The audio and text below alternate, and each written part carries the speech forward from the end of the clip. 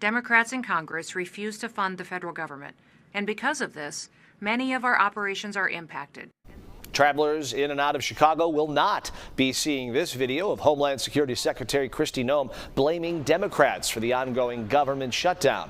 O'Hare and Midway are joining other airports across the country, choosing not to show this at security checkpoints. CBS News Chicago investigator Tara Molina is at O'Hare with the very latest on this.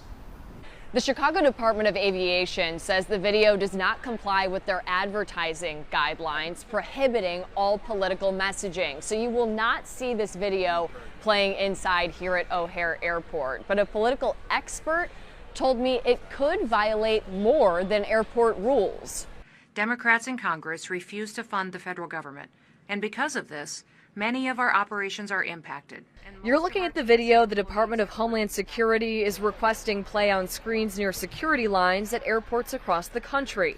We will continue to do all that we can to avoid delays that will impact your travel. And our hope is that Democrats will soon recognize the importance of opening the government. You won't see it here in Chicago or cities like Charlotte, Portland, Buffalo, or Seattle. The Chicago Department of Aviation declined their request last week.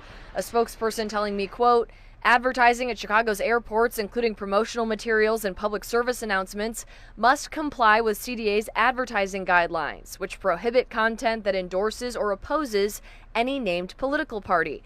These guidelines help ensure the airport remains welcoming and neutral spaces for all travelers. And so their decision not to show it and other airports' decisions not to show the message are not rooted in law in particular. They're rooted in particular airport policies.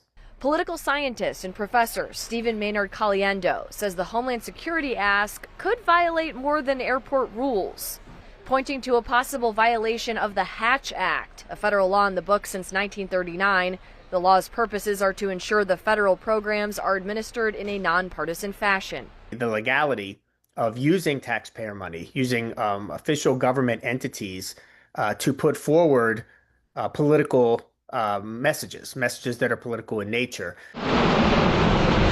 All of this as Chicago air traffic controllers currently working without pay because of the government shutdown. It's been very stressful. It's been very hard. Hand out pamphlets outside of O'Hare. We're hoping that the public reads it and then they'll reach out to their local congressman. Addressing what he called bad information, telling me people are showing up to work and are not causing increased delays, though they are at critical staffing levels, short thousands. There have been delays before the shutdown. Now it's just heightened because people think it's because controllers aren't showing up for work, and nothing could be further from the truth. You can read the full statement from the Chicago Department of Aviation when you head to this story on our website right now, where you'll also find more from airports across the country. Reporting inside O'Hare Airport, I'm Tara Molina, CBS News Chicago Investigators.